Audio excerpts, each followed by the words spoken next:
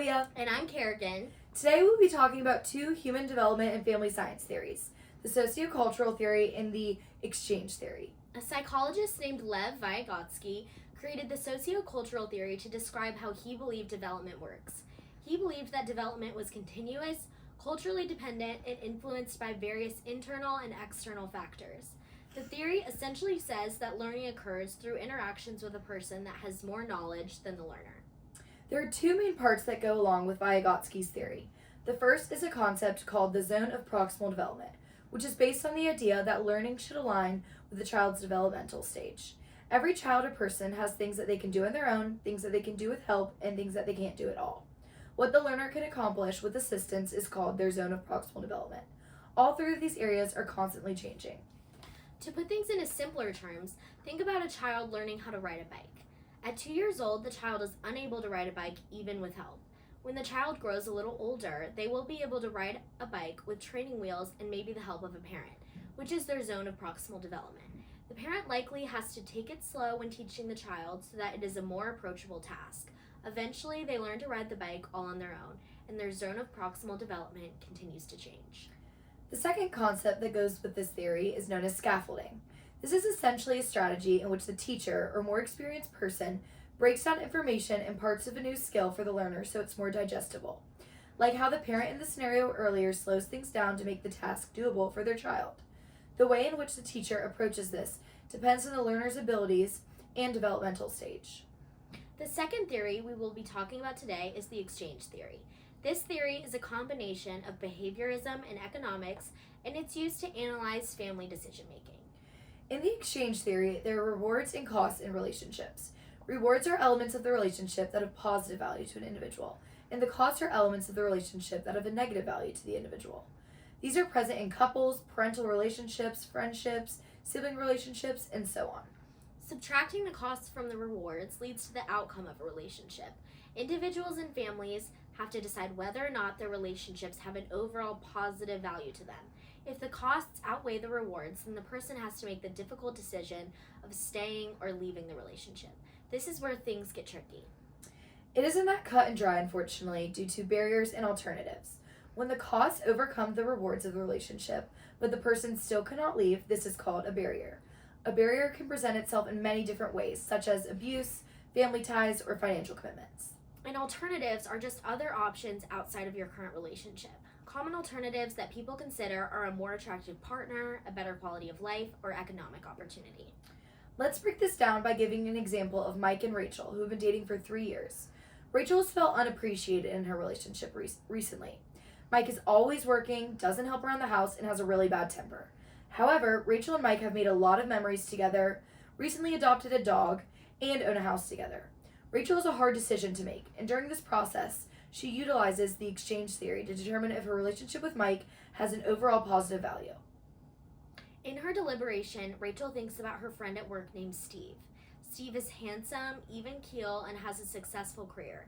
Even though Rachel has a dog and a house with Mike, she sees life with Steve as a better alternative. Rachel decides to break up with Mike and pursue a relationship with Steve. Hopefully you guys have learned a lot today about some prominent human development and family science theories. Now we'll show some clips from home that portray the theories we have discussed in real life.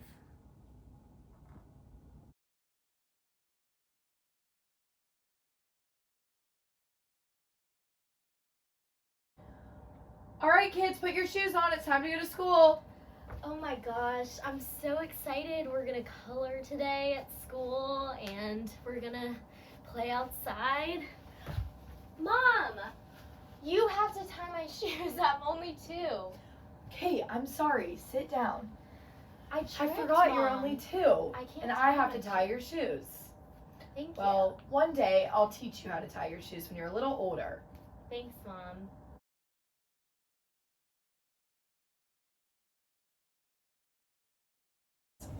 I just can't do it, Mom. I can't tie my shoes. It's okay. We'll learn together, okay? I'm going to slow it down for you. Okay, so watch again. Okay. First, what do you do? Tie the knot. Yes. And then you make 2 bunny ears. Bunny ears. Like The this. Easter bunny. Yes, like the Easter bunny, Kate. And then, what do you do next? You wrap Do you them remember? around Yes. and you put it through the bunny hole. Yes, you bring the bunny ear through the bunny hole. Good job. Do you want to try? A bow. It's a bow now. Okay, let me do this one, Mom. Okay. And I can help you, remember. I'm always here to help. Thanks, Mom. Okay, 2 bunny ears. Yes, 2 bunny ears, Kate. And then And remember, the bunny ears go around each other. No. Mom! You're almost there. You did it, Kate. I did it! Good job, Kate. 2 tie shoes. Woo!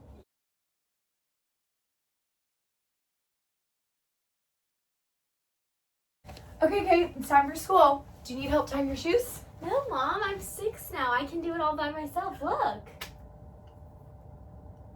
Wow. Tie a knot. Good. Bunny ears. Perfect. I did it! Good job, Kate. All by myself.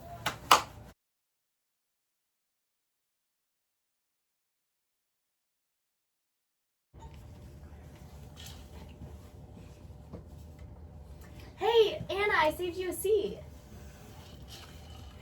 Hey, Louise. Hey, how's your day? It's fine. What'd you get on that test earlier? I got, a 70. Wow, you're really dumb. Yeah, anyways, I think I'm gonna hang out with my other friends later. Oh, okay, well, yeah, that's I'm gonna fine. go, okay. Bye. See ya. Hey, yeah, it's about Louise. Yeah, she's so annoying. She's on my nerves so much. Like, she still thinks we're best friends. Like, we were best friends in middle school. We're in high school now. Like, we're not close like that Hey, anymore. Anna. Oh, she's coming. Oh, hey. I got these for Easter. I thought you'd like them. I know how you love sour candy. I'm actually on the phone right now with one of my friends. I can't talk, and that's okay, but thanks. Oh, okay. Yeah. Sorry. Anyway. Ready? Mhm. Hey, Anna. Hey, Louise. Are you getting excited for our annual beach trip next weekend? Yeah, I've been thinking about that. So, I actually think I'm going to invite some of my new friends, like the popular girls. So, you know, I know you're not really friends with us, but like, make sure you bring cute clothes and you're not really weird, because, you know, like, you don't want them to think bad about you. Yeah, I mean, it's kind of our thing, like the whole beach weekend, but I guess I'm excited to get to know them better. Yeah, I mean, you're not really like in our like new friend group, but like I told them, you know, like we've done this since middle school, so you kind of have to come. Yeah. Okay, well, I'll see you later, Anna. Yeah, okay, we can talk about it later. Bye.